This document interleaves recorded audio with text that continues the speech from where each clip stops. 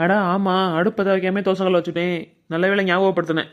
அன்னைக்கு பிரியாணி இடையில அப்படி தானே பண்ணினேன். அரிசி கறி காய் எல்லாத்தையும் போட்டுவிட்டு அடுப்பத்தை வைக்காம போட்டேன். அதையே சொல்லி காமிக்காதவள, பேசாமல் இருல. ஏக்கா எனக்கு ஒரு டவுட். பிரெட் ஆம்லெட் தானே பண்றீங்க? ஆமாடா, அதுக்குண்டா பிரெட் வாங்கிட்டு சொன்னோம். இல்ல பிரியாணிக்கு போடுற மாதிரி தக்காளி வெங்காயம்லாம் ஒரு 2 கிலோ எடுத்து வச்சிருக்கீங்க, அதான் கேட்டேன். அதானே அம்பிட்டு வெங்காயம் தக்காளி நறுக்கவா இல்லை கொஞ்சோண்டு நறுக்கவா? ஏய் அம்பிட்டு தக்காளி வெங்காயத்தை நறுக்கி விடாதீங்க. எங்கள் அம்மா வந்து எங்களை நறுக்கி விடும். நேத்தேன் சந்தைக்கு போய் வாங்கிட்டு வந்து வச்சுச்சு. கொஞ்சமா செய்யுங்க எல்லாமே. நான் கேட்கலாம், இன்னைக்கு எல்லாத்தையும் நறுக்கிட்டு பாருங்க எல்லாம் சேர்ந்து. ஏக்கா என்னக்கா பண்ணுற? ரொம்ப நேரம் தோசைக்கல்லையே அடுப்பில் வச்சுருக்க. ஆம்லேட் ஊற்றவும் இல்லை, பிரெட்டை தூக்கி போடவும் இல்லை.